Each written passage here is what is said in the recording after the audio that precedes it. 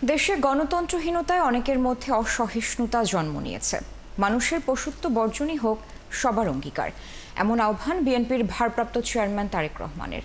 রাজধানীতে প্রাণী ও প্রাণের মেলার শীর্ষক এক অনুষ্ঠানে যোগ দিয়ে তিনি আরও জানান, মানুষের অধিকার রক্ষা করতে পারলে পশু পাখির অধিকারও রক্ষা করা সম্ভব। শফিকুল হকের প্রতিবেদন।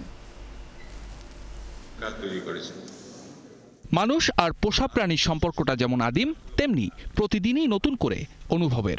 ঢাকায় আয়োজিত প্রাণী প্রাণের এই মিলন মেলায় সেই সম্পর্ক যেন পেল উৎসবের রং। প্রাণী প্রেমীদের ভিড়ে রাজনীতিবিদদের পাশাপাশি উপস্থিত ছিলেন ২২ গজের লড়াকু সৈনিক তামিম ইকবালও। বললেন, প্রাণীকে ভালোবাসা মানেই জীবনের প্রতি শ্রদ্ধা। কিছু দেশে আপনি শুনবেন যে এই দেশটা বিজনেস ওরিয়েন্টেড, এই দেশটা স্পোর্টস লাভিং। আমরা চলেন বাংলাদেশকে সবাই মিলে একটা animal loving and sports loving country গড়ে তুলতে পারি। দেশ হোক সকল প্রাণের নিরাপদ আবাসস্থল, এমন স্লোগানে বাংলাদেশ অ্যানিমাল ওয়েলফেয়ার অ্যাসোসিয়েশনের এই আয়োজনে প্রধান অতিথি বিএনপির ভারপ্রাপ্ত চেয়ারম্যান তারেক রহমান। এই যাত্রায় আমাদের স্লোগান হোক, প্রাণ বাঁচাও প্রাণী বাঁচাও। দেশ হোক সকল প্রাণের নিরাপদ আশ্রয়স্থল। রাজনীতির কঠিন রং মুছে এখানে দেখা গেল এক ভিন্ন তারেক রহমানকে। আমরা যদি এই কনসাসনেসটা মানুষের মধ্যে যে অনুভূতিটা যদি আমরা তৈরি করতে না পারি, তাহলে শুধু এই প্রাণীর আইন করে প্রাণীর আহার নিবাস, তাদের নিরাপত্তা নিশ্চিত, এই সবগুলো বিষয় কিন্তু অত্যন্ত কঠিন হবে।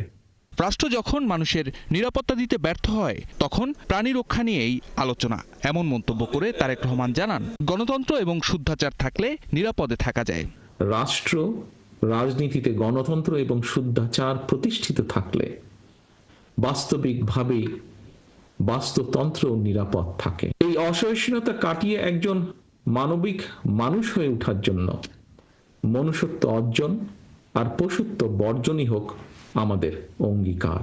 আমি বিশ্বাস করি, মানুষ হিসাবে আমরা রাষ্ট্র এবং সমাজে নিজেদের অধিকার নিশ্চিত করতে পারলে অন্য সকল প্রাণীর অধিকার সংরক্ষণের ব্যাপারেও আমরা আরো সতর্ক এবং যত্নবান থাকব। জনগণের রায়ে ক্ষমতায় যাওয়ার সুযোগ পেলে পশু পাখি সংরক্ষণে সময়োপযোগী আইন করার কথাও জানান বিএনপির ভারপ্রাপ্ত চেয়ারম্যান। পশু পাখি, বন্য প্রাণী তথা বাস্তুতন্ত্রের নিরাপত্তার জন্য এই আইনগুলোকে আমরা ইনশাল্লাহ সময় উপযোগী করব। শফিকুল হক, ৭১, ঢাকা।